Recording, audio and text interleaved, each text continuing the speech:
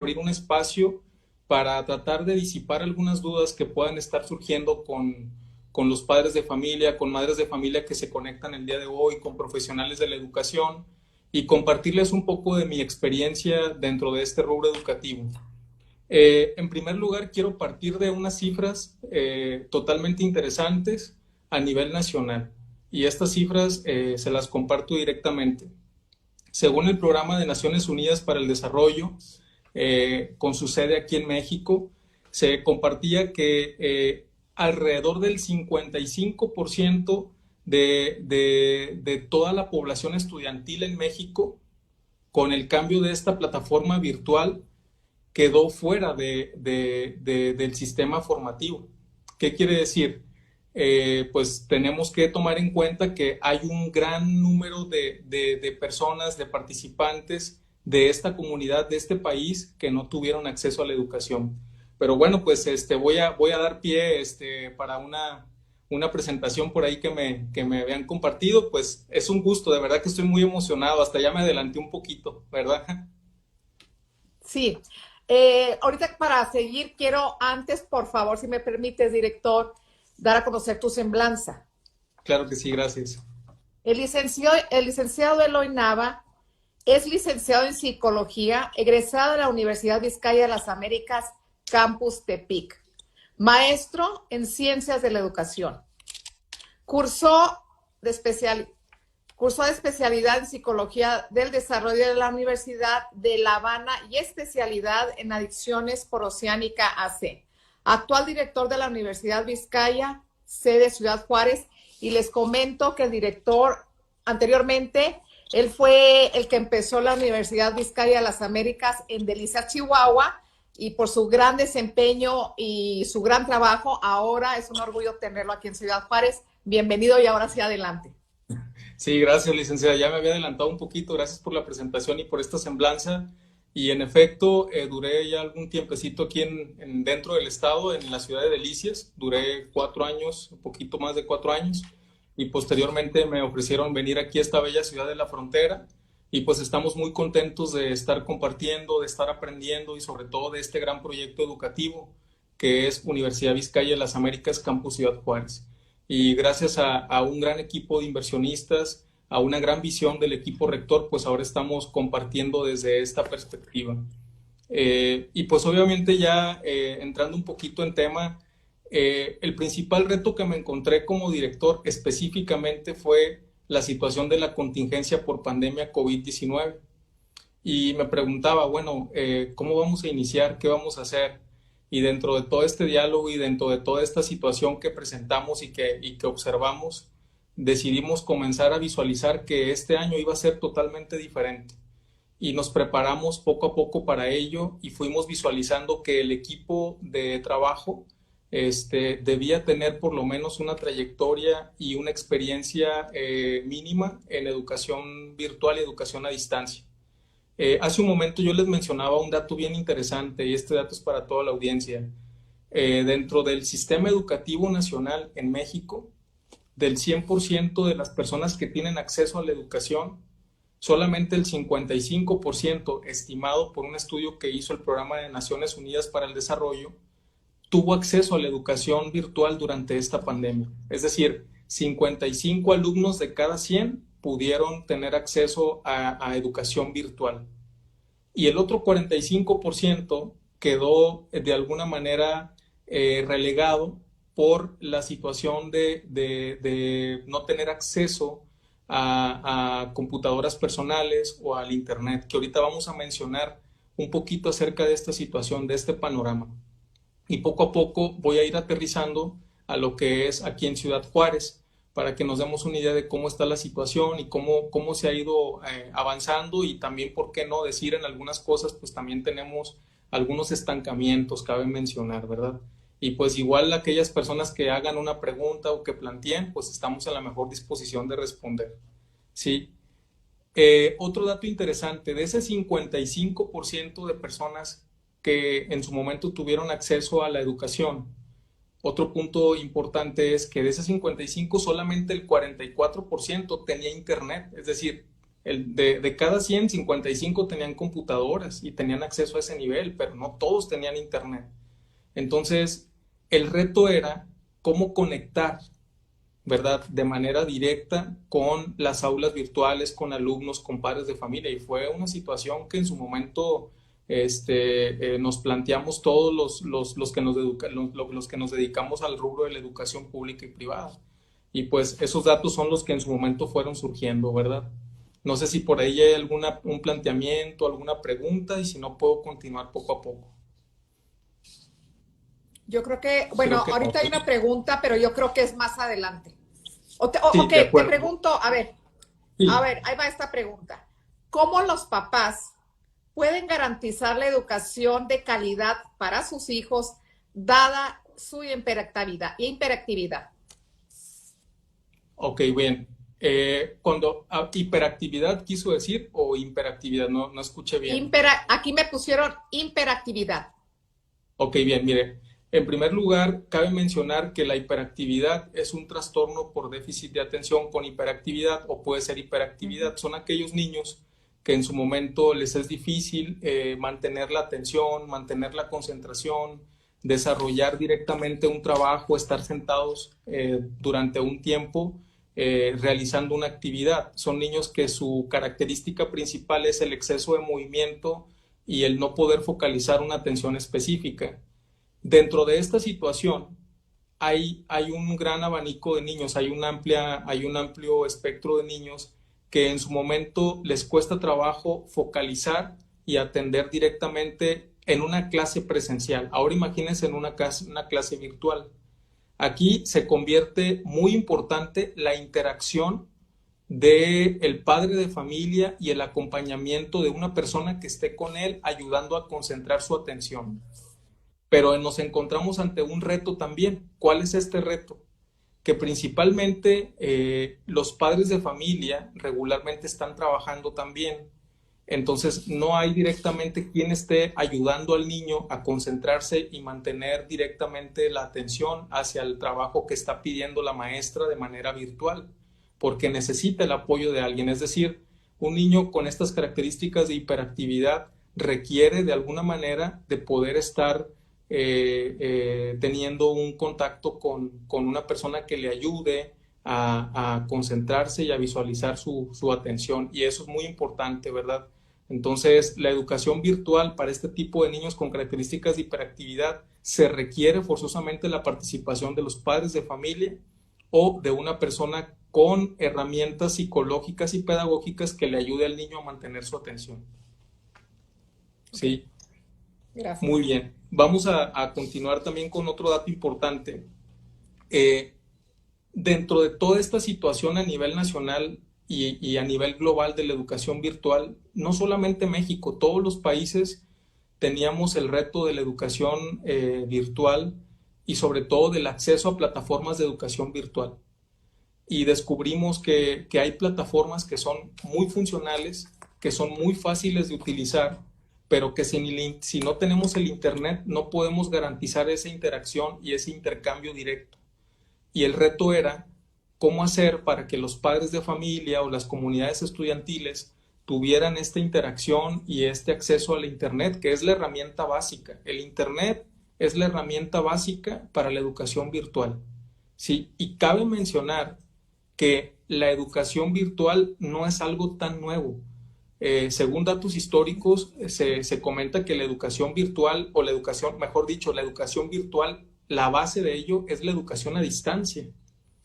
Anteriormente, la educación a distancia se daba a través de la televisión, incluso de la radio. Había espacios de lectura, de interacción, había espacios en los cuales había un espacio en la radio, había personas, se invitaban maestros, se invitaban diferentes especialistas, tocaban temas, leían en la radio, y la base de la educación virtual es la educación a distancia, ¿sí? Y poco a poco fue evolucionando hasta lograr el intercambio sincrónico de la comunicación y lograr esta interacción con el público y con el alumno sobre todo, ¿verdad? No sé si por ahí hay algún planteamiento o alguna duda, pero aquí hay un dato interesante que quiero compartirles. En México existe una gran disparidad, existe una gran desigualdad en el acceso a la educación virtual.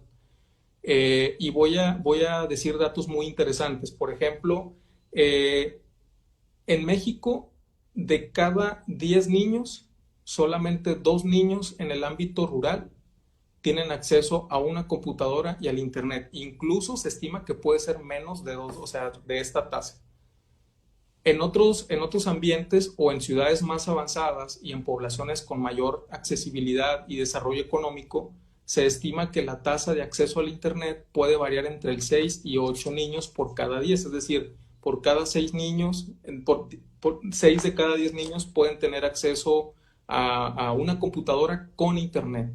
Pero el reto es totalmente diferente y tenemos que saber que la brecha de cobertura y de acceso a la educación virtual sigue siendo uno de los principales retos a nivel nacional e incluso a nivel estado, ¿verdad? Aquí en nuestro estado, en Chihuahua, que es un estado grande, es un estado muy padre, muy bonito, siempre también tenemos que tomar en cuenta que nos está costando la cobertura, nos está costando el acceso a la educación, ¿verdad?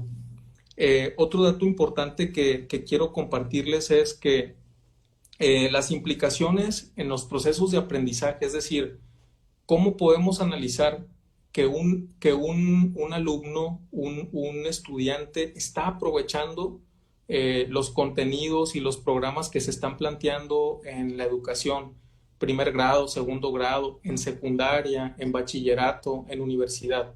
Bueno, la base de poder analizar los procesos de aprendizaje, los procesos de adquisición de conocimiento, son la interacción y la comunicación con las personas, la comunicación con el docente. Y pareciera que uno de los retos más importantes en la educación virtual es precisamente esa intercomunicación, alumno, docente e incluso padres de familia. Porque ahorita, si a veces en la educación presencial, llevar al niño a la escuela, a veces se complica la comunicación entre padre de familia y docente, ahora con la cuestión virtual es aún más complicado, es decir, prácticamente es nula la comunicación entre docentes, entre maestros, padres de familia, alumnos, ¿verdad? Se complica mucho esta base y créamelo, que si existen brechas en la comunicación, difícilmente vamos a poder tener aprendizajes que sean congruentes y que sean de gran impacto en el alumno. Y eso es algo que no podemos olvidar, es algo que tenemos que tomar en cuenta. Es el reto también de la educación virtual, los procesos en la comunicación. Sí. Otra pregunta, director. Sí, adelante. ¿Cuáles han sido los retos que han enfrentado los docentes en el paso de la presencial a la virtual? Bueno, definitivamente las plataformas tecnológicas y la herramienta del Internet. Es decir, tengo otro dato importante que quiero compartirles. Voy a hablar a nivel macro y luego a nivel micro, ¿no?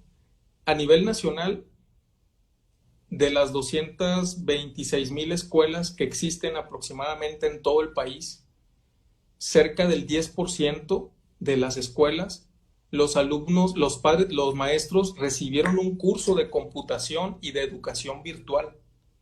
De tal forma que, y esto fue en el 2018, de tal forma que cuando se presenta la contingencia y la alerta de contingencia, se complica la situación porque los maestros no estaban practicando la tecnología, las plataformas y los contenidos para que los alumnos tuvieran acceso a la educación virtual. Es decir, fue tan emergente que no hubo esa capacidad de respuesta, de prepararnos, de visualizar y de predecir de alguna manera lo que teníamos que hacer ante esta circunstancia.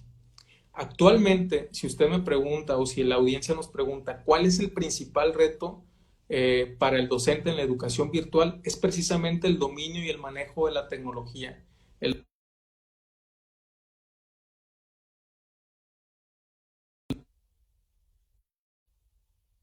De dificultad en este proceso de formación educativa. Ese es uno de los grandes retos, ¿verdad? Y obviamente aquí entra una responsabilidad, las instituciones educativas. Nosotros como institución educativa y el resto de las instituciones de educación básica, primaria, secundaria, preparatoria, universidad, bachillerato, tenemos la obligación de generar recursos pedagógicos, cursos, talleres de formación directa a los docentes, para que ellos sean quienes puedan tener mayor alcance, que tengan un mayor dominio en las plataformas y en la tecnología. Y ahorita pareciera que podemos facilitar los procesos de conexión con los teléfonos, pero cabe mencionar que el teléfono no es como tal una herramienta de aprendizaje. No hay que confundir. El teléfono es una herramienta de comunicación, ¿verdad? De interacción para resolver situaciones directas y pragmáticas. Pero como tal no es un mecanismo de desarrollo de tecnología y a nivel educativo, no lo es. Tenemos que ser muy honestos con eso porque a veces dicen, oye, pues desde un teléfono, sí, tal vez un día o 2 días puedas resolver, pero realmente no es la mejor estrategia y la mejor herramienta para formarte y para tomar clases con un dispositivo como lo es el teléfono. Sí. Okay. Bien, hay otro punto que yo quería tocar y que me parece muy, muy importante y quería compartirlo con toda la audiencia que tenemos actualmente, que es eh, a nivel local, quiero destacar, ahora que se me invitó a este programa, la organización de los padres, la estructura es fundamental para la educación virtual. Voy a poner un ejemplo. En la primaria Sierra Vista de aquí de Ciudad Juárez, estaba revisando que los papás hicieron una gestión en conjunto con la institución educativa en la cual adquirieron un repetidor de señal para que este repetidor de señal pudiera multiplicarse y no solamente se beneficiaran los alumnos de la escuela primaria, sino incluso las personas que están alrededor de ese lugar. Por ahí se mencionaba que incluso alumnos del CECIT número 11 también pues iban a ver beneficiados con este repetidor de señal. Y el repetidor de señal pues es una herramienta también adicional, es un plus que puede ayudar para poderte conectar con un dispositivo, ya sea el teléfono, ya sea una tablet, un iPad, todo aquello que tenga acceso a Wi-Fi de manera remota pues se puede conectar con un dispositivo. Y yo destaco esta situación porque habla del involucramiento de los padres de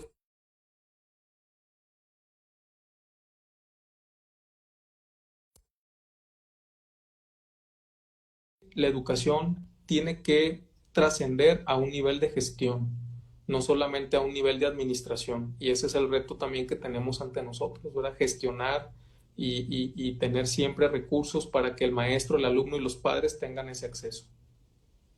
Ok. Siguiente pregunta. Sí, adelante. ¿Qué alternativas podemos desarrollar para cerrar la brecha de la educación virtual? Bueno, el principal punto que tenemos que tomar en cuenta es el acceso a la tecnología y a las herramientas de trabajo. Es decir, la computadora, el internet son recursos y son herramientas indispensables. Si nosotros queremos reducir esa brecha, el principal reto que tenemos que tener es el acceso a las herramientas y a los recursos tecnológicos. Porque voy a poner un ejemplo. Hay escuelas donde el principal mecanismo y la principal plataforma, por así llamarlo, de educación es el WhatsApp. Y el WhatsApp, si bien es cierto, es un medio que resuelve, no es el más óptimo para la educación y no es el más óptimo para los niños de un primer grado, por ejemplo, donde ahorita están enseñando la lectoescritura, leer, escribir, generar desarrollo gramatical, generar léxico en el niño. Ahorita en un WhatsApp, en un dispositivo así, no digo que no sea posible, puede ser posible, pero se complica más.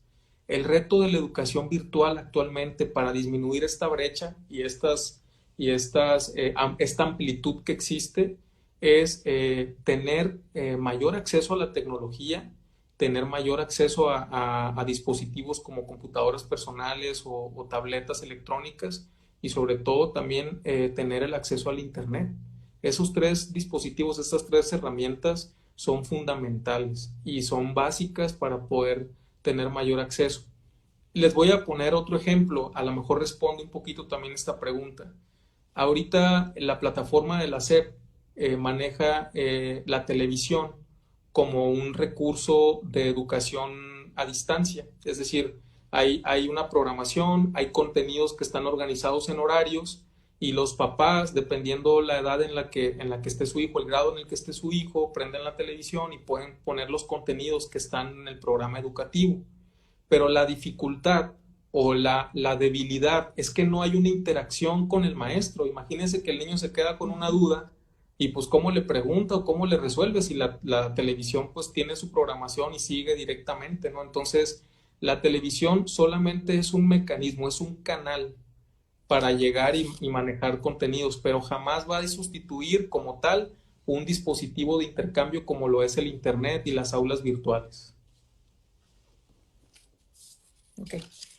Sí. Siguiente. Tenemos Sí. varias preguntas, director. Sí, claro, La siguiente. adelante, estamos para responder. ¿Qué Claro tan que sí. ¿Qué tan eficiente cree que son las clases en línea y no presenciales? Bueno, es tan eficiente como los objetivos que se plantea el docente y el alumno cumplir. Es decir, tenemos que entender que la educación, no solamente la virtual, también la presencial, se maneja a través de objetivos y propósitos por clase. Sí, lo que cambia no es el aprendizaje, son las formas de adquirir el aprendizaje. Sí, es decir, no tiene por qué distinguir un objetivo presencial a un objetivo virtual o en línea. Puedes llegar al mismo propósito, pero de diferente manera. Y lo que va a distinguir esta situación es precisamente el cómo el alumno o el docente hacen recursos o elaboran recursos y estrategias para lograr adquirir los aprendizajes. Sea presencial o sea virtual, la base fundamental para esto es el desarrollo de objetivos de aprendizaje y el alumno a la par del docente ir visualizando qué tanto estamos logrando en estos objetivos. Es decir, el alumno que toma clases virtuales tiene que tener la capacidad de monitorearse a sí mismo y ver si lo que debe aprender realmente lo está aprendiendo. Y eso es algo muy padre, ¿eh? Porque si lo vemos desde el punto de vista de una fortaleza, el alumno puede desarrollar una habilidad de darse cuenta qué es lo que está aprendiendo y cómo lo está aprendiendo. Este proceso nosotros los psicólogos lo llamamos como metacognición, ¿sí? Y es un proceso muy importante dentro del aprendizaje. Ok. La siguiente. ¿Qué acciones podemos emprender no solo para la concentración de los niños, sino para la cantidad de horas fijas a una pantalla o monitor? Perfecto. Esa es una excelente pregunta. ¿Qué es lo que tenemos que hacer? Bueno, la dosificación de tiempos, es decir, una herramienta fundamental para este tipo de cuestiones es tener un horario de trabajo, ¿sí? Cabe mencionar, y sin tratar de llegar a una cuestión crítica, ni mucho menos con dolo, como dicen por ahí, si un maestro no organiza sus tiempos y sus clases, en efecto, la consecuencia es que un alumno no va a tener una concentración y no va a poder atender los procesos que le está explicando a través de un dispositivo electrónico. Porque voy a plantearlo de la siguiente manera. A veces en el aula los niños se distraen. Y hablo niños desde primaria, incluso secundaria, ¿no? Pero en la computadora también pueden estar haciendo otras cosas mientras están atendiendo o aparentemente atendiendo lo que la maestra está explicando o el maestro está explicando, porque la computadora también se puede convertir en un distractor. Pueden entrar otras páginas de juego, YouTube o algo, y ya el niño se pierde y pareciera que está poniendo atención cuando en realidad está en otra cosa menos en la clase. Entonces, el horario de trabajo, la organización didáctica y la secuencia lógica de trabajo hace que el alumno pueda aprovechar de mejor forma sus clases. Y otro punto interesante es tener pausas activas. ¿Qué quiere decir esto? Que el maestro tenga un momento para parar su clase y sacar al niño de lo que está haciendo, levantarlo, moverlo y luego otra vez retomar nuevamente la clase. Y ojo, la recomendación es que en una educación básica no debe rebasar de 4 horas y medio máximo frente a un monitor. Es lo que psicológicamente se puede orientar. porque más de ese tiempo también no es de mejor aprovechamiento. O sea, no quiere decir que porque pase 6 horas va a aprovechar más el tiempo. Lo que estoy diciendo es que si hacemos 3, 4 horas bien efectivas y bien planeadas, el docente y el alumno podrán lograr mejor sus objetivos. Una pregunta estaba por mí. ¿Estas 4 horas que estás mencionando son para niños desde primaria, secundaria, prepa y universidad o para solo Pueden jóvenes? variar. Sí, pueden variar. Por ejemplo, ya a una edad universitaria igual pueden ser 4 o 5 horas, pero por ejemplo, en edades como primaria, puedes tú dosificar de tal manera que ingresas tu clase a las 8 de la mañana. A las 8:30 haces una pausa, levantas al niño y lo pones, incluso le puedes poner música, 5 minutos y luego otra vez retomamos la clase y luego cambias, a lo mejor inicias con español y luego continúas con matemáticas. Igual media hora de clase y todo, paras otra vez y continúas con otra materia. Porque si lo haces todo, hay maestros que ven por materias. Dicen, el día de hoy lunes voy a ver español. Y entonces las 4 horas ven español. No es recomendable eso. Tenemos que dosificar y tenemos que planear y sobre todo ser variables en los temas y en las materias que estaremos abordando. Eso es muy importante. Porque si no, el niño de por sí sus periodos de atención son cortos. Y con este tipo de herramientas, si no las sabemos dosificar, el niño realmente lo perdemos, o sea, no nos va a atender y no va a seleccionar su atención. De hecho, les voy Ok. a compartir un dato, asumiendo, o sea, creo que encaja muy bien en esta pregunta. Un niño de edad por ejemplo, voy a hablar de 0 a 12 meses, un niño de 0 a 1 año, su atención directa es alrededor de 1 minuto, máximo 3 minutos. Es decir, un niño te puede observar 1 minuto, 2 minutos, 3 minutos máximo y ya. Un niño de 1 año a 2 años, sus periodos de atención son de 3 a 5 minutos máximo, ¿verdad? E incluso me estoy yendo muy arriba. Un niño de 2 a 3 años, sus periodos de atención oscilan entre los 5 y los 8 minutos máximo, ¿verdad? Un niño de 2 a 3 años es difícil que te ponga atención por periodos prolongados. Y ya cuando vamos a preescolar, el niño tiene una maduración cognitiva mayor, de tal manera que sus procesos de atención se vuelven más prolongados. Y por ejemplo, un niño que tiene de 3 a 4 años te puede atender, te puede tomar atención entre 15 a 17 minutos, 18 minutos, y luego un niño de 4 a 5 años, pues ya la atención va subiendo, ¿no? Se dice que ya un niño de preescolar 3, un niño de 6 años, 5 años y meses, sus periodos de atención están entre los 25 y los 30 minutos, que te pueden atender y te pueden poner toda la atención que requieren. Ok. Siguiente pregunta. Sí. ¿Qué alternativas pueden tener los docentes para hacer que sus alumnos no pierdan el interés por las clases virtuales? Sabes que aquí la parte más importante, y es un tema que quería tocar, esa es una de las preguntas que quería precisar.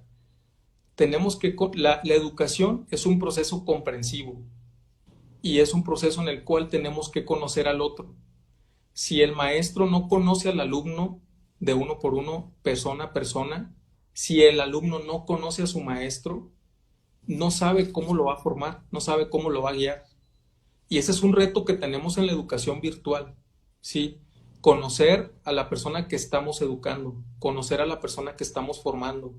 Si nosotros no lo conocemos, no sabemos qué piensa, qué siente, qué lo mueve, qué le interesa, entonces no estamos haciendo un proceso formativo, no estamos educando, no estamos logrando esa transformación que necesitamos. Ese es el reto de la educación virtual. Ese es el reto de la educación, no solamente de los docentes, también de los alumnos. Ahorita hay alumnos que no conocen a sus profesores y eso es gravísimo. Así como también hay maestros que no conocen a sus alumnos y es lo peor que te puede pasar. Si no conoces a tus alumnos, ¿cómo vas a saber qué está pasando con él? Sí, entonces ahorita yo puedo resumir esta pregunta en 2 cuestiones. Conocer a la persona que tienes enfrente, llámese alumno o docente, porque va para los dos, es un proceso bilateral. Y por otro lado, descubrir qué piensa, qué siente, qué lo motiva. Son situaciones importantísimas que tenemos que descubrir. Ese es el principal reto actual, ¿verdad? De la educación virtual. Conocer y comprender qué pasa de profesor a alumno y de alumno a profesor. Ese es uno de los retos importantes. Okay. ¿Qué podemos hacer desde lo individual para cerrar la brecha digital? ¿Cómo se puede mejorar esto? Bueno, tenemos que gestionar recursos, eso es importante, y aquí entra la participación de la comunidad, la cuestión social, ¿por qué no decir la participación empresarial, la iniciativa privada y sobre todo esta capacidad de gestión por parte de instituciones educativas? Debemos de considerar recursos tecnológicos para disminuir esta brecha en la educación virtual que existe, porque realmente la existe. Es decir, en México, de verdad se los digo, o sea, hay una brecha enorme en acceso a la educación y aún más a la educación virtual. ¿Sí? ¿Qué quiero decir con esto? En México, la educación está garantizada en la Constitución General y en el artículo 3º y toda esta parte. Pero una cosa es que sea una obligación y una garantía y otra cosa es que realmente todos tengamos acceso a la educación. Y ahorita el reto de la educación en México y en muchos países es el acceso a la educación, es el acceso a la tecnología y a la educación virtual.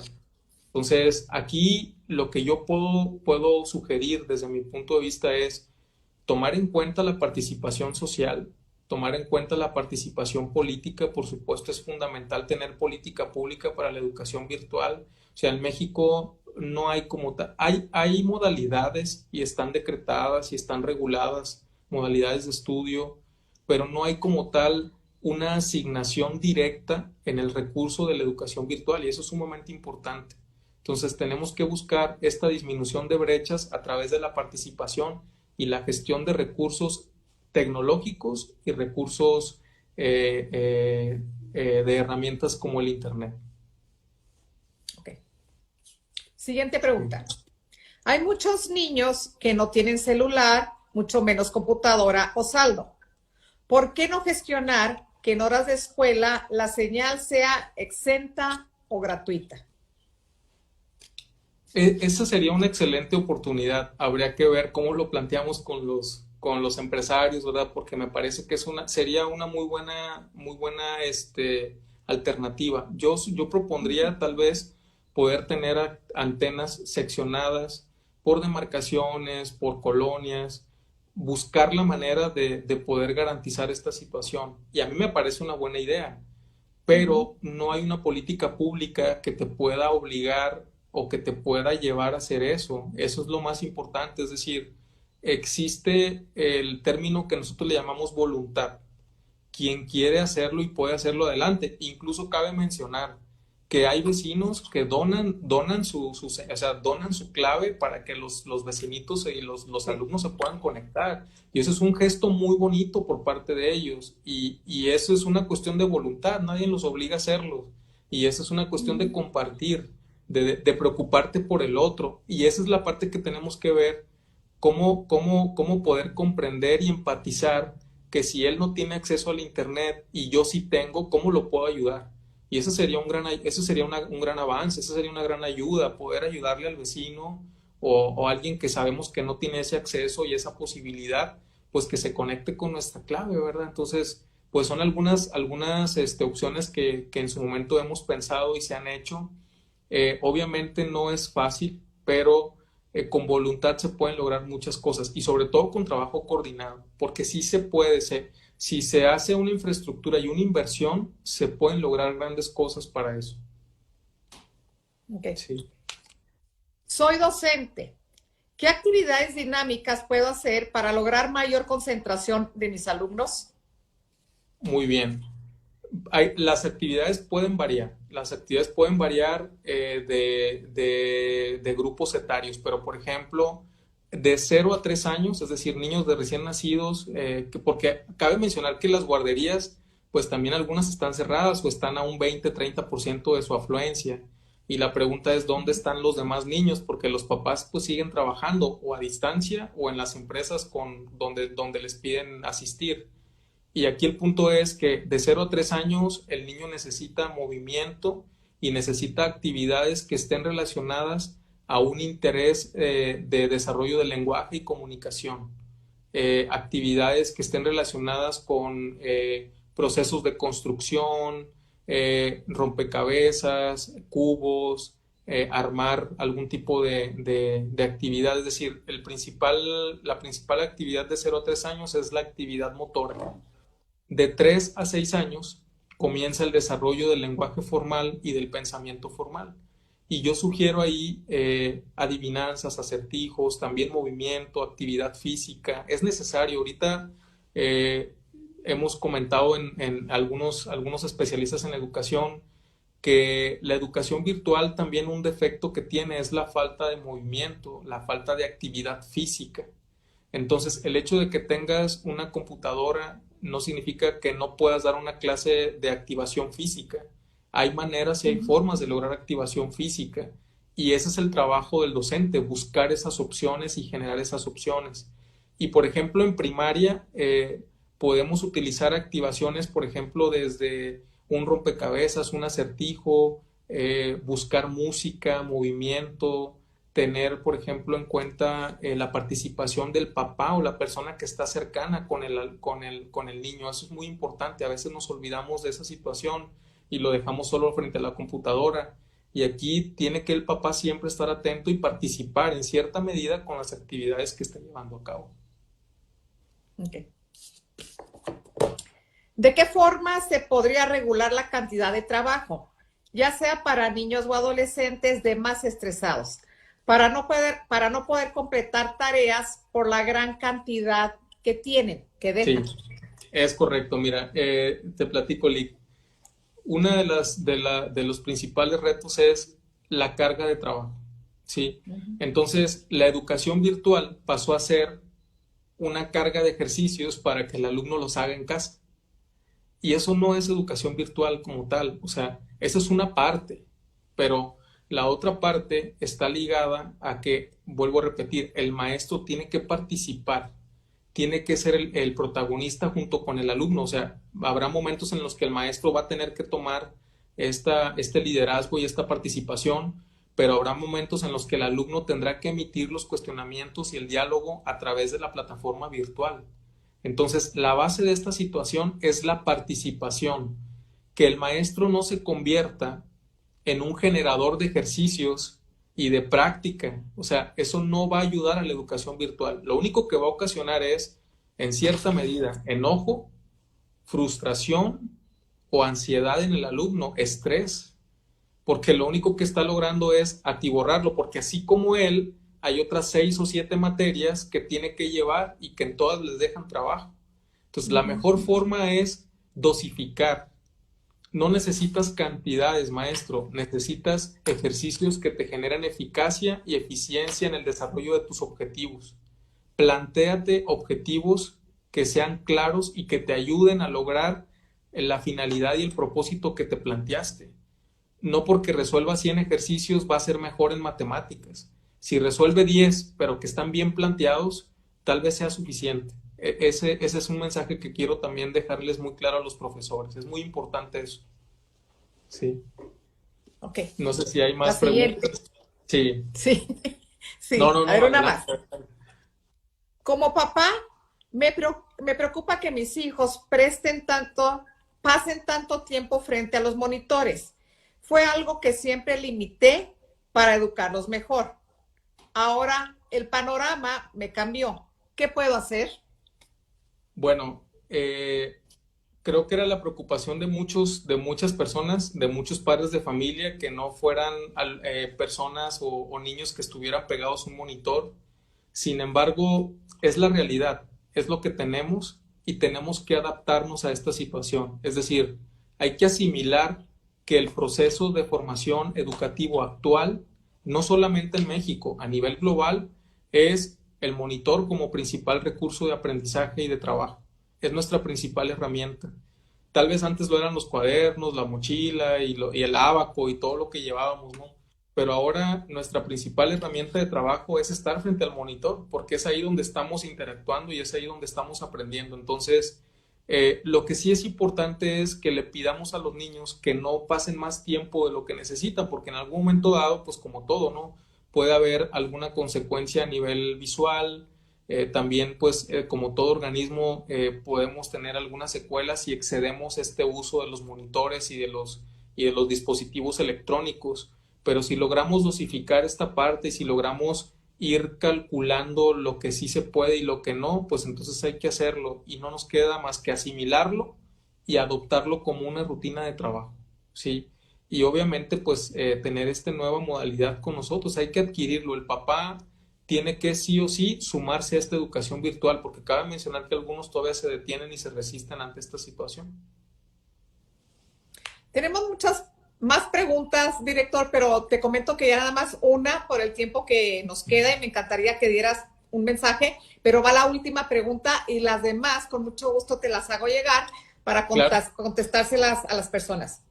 sí, Con claro que este sí. tema, con este tema de educación virtual, los niños, llámese primaria, secundaria, prepa, universitarios, ¿saldrán bien preparados o no? Eh, Cabe mencionar que la educación virtual no es para todos. Entonces, hay una selección natural que a aquellos que no estén haciendo bien las cosas, pues en su momento va a afectar en la deserción. De hecho, déjame te platico, Lick, que se estimaba que de toda la comunidad estudiantil que hay en México, y específicamente de la comunidad de secundaria a bachillerato, Ujú. iba a haber cerca de 800,000 alumnos que ya no iban a continuar. Se estimaba. Mi pregunta es, lo peor que le puede pasar a cualquier país y a cualquier ciudad es que haya jóvenes sin estudiar. Es lo peor que nos puede pasar. Y ese es el reto que tenemos ante nosotros, la cuestión social, la cuestión política, los empresarios, la cuestión educativa. No debe haber, el proceso educativo no se debe detener. Y ahí es donde entra un esfuerzo adicional. Entonces, que esa estimación que hay de 800,000 alumnos que no vayan a continuar con sus estudios de secundaria a bachillerato sean solo una estimación.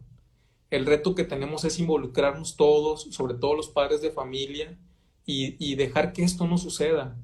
Si vemos que a nuestros hijos les hace falta reafirmar matemáticas, español, ciencias naturales o alguna otra materia, alguna otra asignatura, necesitamos forzosamente invertir un poco más de tiempo con él. Incluso hacer uso de dispositivos en YouTube. Hay muchos materiales muy buenos, hay plataformas educativas totalmente gratuitas que no te cobran por darte asesorías, por darte soporte, trabajo y que el alumno perfeccione sus capacidades. Y ojo, el rol del maestro es un guía y lo subrayo, o sea, es fundamental el rol del maestro, sobre todo en edades de secundaria y bachillerato. El principal aporte de motivación, el principal mentor para un alumno en este tipo de formación es el profesor. Y el maestro y el padre de familia consuman esta visión que tiene el alumno. Si él se visualiza siguiendo sus estudios, lo tenemos que reafirmar como padres de familia y como instituciones educativas que en efecto tiene que continuar con sus estudios. Y si él se visualiza abandonando sus estudios, de inmediato hacer algo para rescatarlo e incorporarlo de nuevo a la formación educativa. Ese es el principal reto que tenemos y es la principal, digamos, estimación que hay que tomar en cuenta. Sí, entonces, pues sí, es un reto muy interesante y no va a ser fácil. Y déjame platicarte que hace grandes rasgos, o sea, apenas estamos iniciando, o sea, esta situación la vamos a ver dentro de 5 o 10 años más. Ahí vamos a ver realmente la situación y las secuelas de esta situación de educación virtual y a distancia. Por eso es, aún estamos a tiempo, aún podemos rescatar, ¿verdad? Y aún podemos hacer algo por nuestros hijos. Perfecto. Pues antes de despedirte, director, me encantaría que nos dieras un mensaje a todos. No, hombre, pues primero que nada, decirles que la educación es un reto importante y educar no es un proceso fácil, requiere de mucha paciencia, requiere de tener mucha estructura, requiere de tener un trabajo en equipo y decirles que en los procesos de educación no solamente es el alumno y el docente. En los procesos de educación intervienen la comunidad estudiantil, el docente y padres de familia. Y ese es el reto que tenemos ante nosotros. Es una situación que debemos de analizar y sobre todo no olvidarnos de conocer al que está teniendo el proceso formativo frente a nosotros y no olvidarnos de conocer a nuestros profesores también. Sobre todo también conocer los objetivos de lo que estamos estudiando es muy importante. Sea el nivel que sea, si estoy en primaria, secundaria, bachillerato o universidad, tengo que saber qué se me va a formar, para qué se me va a formar, cuáles son los planteamientos que el maestro está haciendo y eso me va a ayudar a lograr poco a poco los objetivos que me son planteados, ¿verdad? Esa es la parte fundamental de la educación virtual y pues poco a poco ir consumando. Yo hago un llamado a los padres de familia, a la iniciativa privada, a los empresarios, a la comunidad estudiantil, que nos volvamos gestores y que le confiemos a la educación virtual porque ahorita no tenemos otra opción, es lo que tenemos y hay que adaptarnos y hay que seguir hacia adelante, no tenemos otra opción y la única es enfocarnos y resolver lo que tenemos ante nosotros. Bueno, pues te agradezco, director Eloy Nava, este encuentro que se nos fue rapidísimo, ya llevamos una hora aquí platicando con preguntas, respuestas, que sigue habiendo preguntas que como te comenté, te las voy a hacer llegar.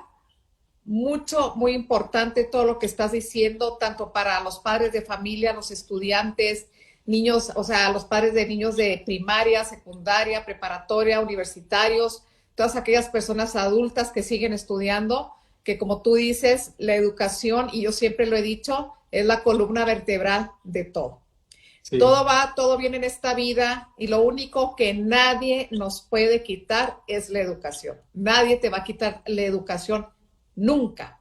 Entonces yo creo que hay bastantes alumnos ahorita escuchándonos, sí, claro, que le echen todos los kilos, le echen todas las ganas, que sigan estudiando, que como tú dices, se puede, sí se puede. Son retos que tenemos muchos, pero que los podemos lograr.